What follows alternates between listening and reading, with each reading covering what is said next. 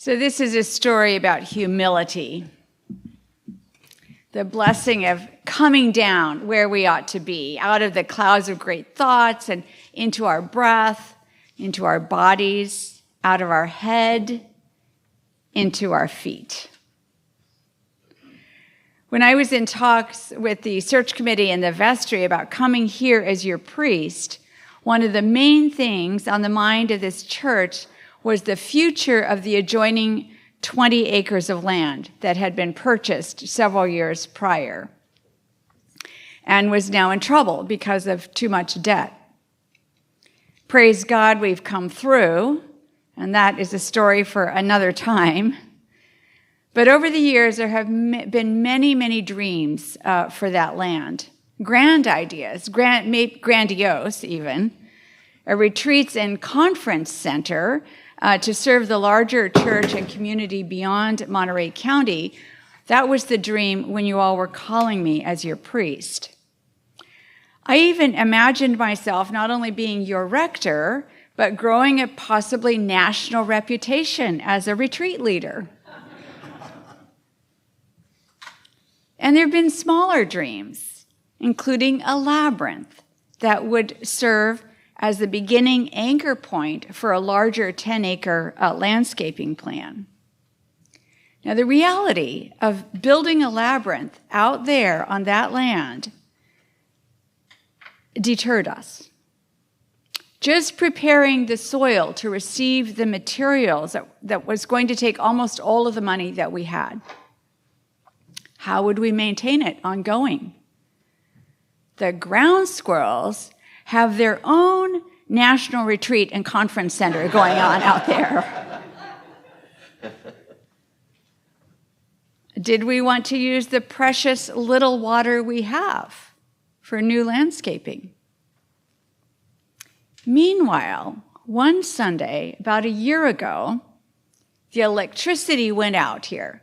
Eric and I were here, no electricity. It's dark in this church, without, especially around this time of year, there's no electricity. We looked out on that patio and we said, let's go out that door and we're going to worship out there. That was about 9 o'clock. By 10 o'clock, we were set up and we worshiped outside. Now, we've worshiped outside plenty of times before. When we initially began gathering after the pandemic, we were out here in the parking lot. We've used the acreage right out here to worship. We've used the barbecue area. But that Sunday was the first time that we'd used that patio right outside. It felt so natural. And we worshiped out there for weeks. We loved it so much, we kept worshiping out there. We bought outdoor heaters to keep you all warm.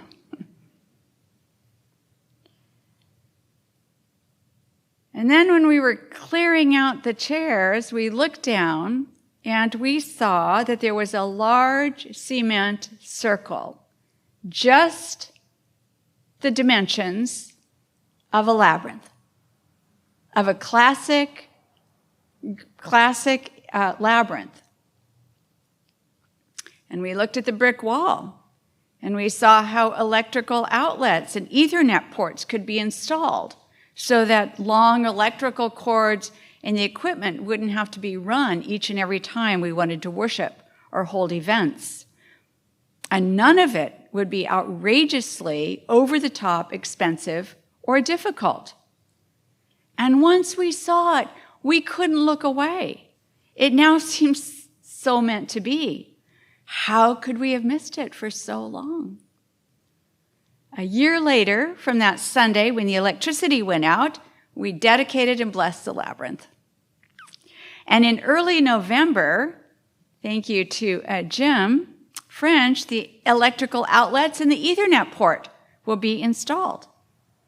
And we are working with our preschool ministry to reimagine what this space right next to the sanctuary might look like, how it might serve us all more fully. It's easy to miss the grace that is right in front of us, that is freely available to us. It's easy to be blinded by your own visions and dreams and miss the provisions that God has placed right present. So I love the theme of our stewardship campaign this year, more than enough. Because the truth is, God does provide, and God provides more than enough. But to see God's provisions and blessings and to claim them, it helps tremendously to let go of our cherished dreams and visions and to start fresh.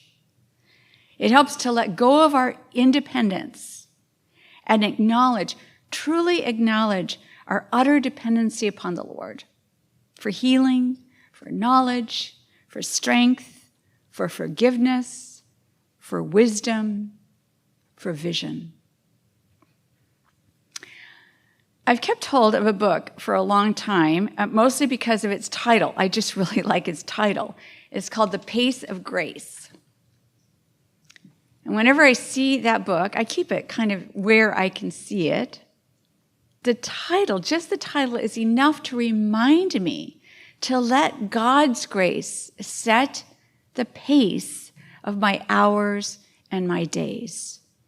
It helps me to remember not to run ahead of God, thinking of myself better than and stronger than I actually am, nor linger behind the Lord's leading, thinking of myself as weaker and less than I actually am.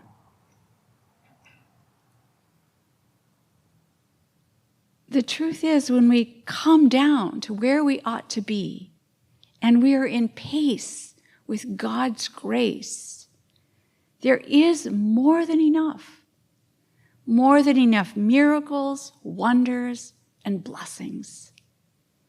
Blessings like what is right now outside our door, a beautiful, classic labyrinth that works as a racetrack for preschoolers and a walking meditation for the rest of us. There's an early American Shaker song about the gift and the grace of humility. Aaron Copland made it famous in his score for Martha Graham's 1940s ballet Appalachian Springs. In the Copland work, it is stately. Apparently, in the original Shaker version, it was a quick dance with a tempo of 106 beats per minute. Those Shakers like to move. So we're going to stand now and sing how good it is to turn and to turn, just like the labyrinth, to turn and to turn until we come round right.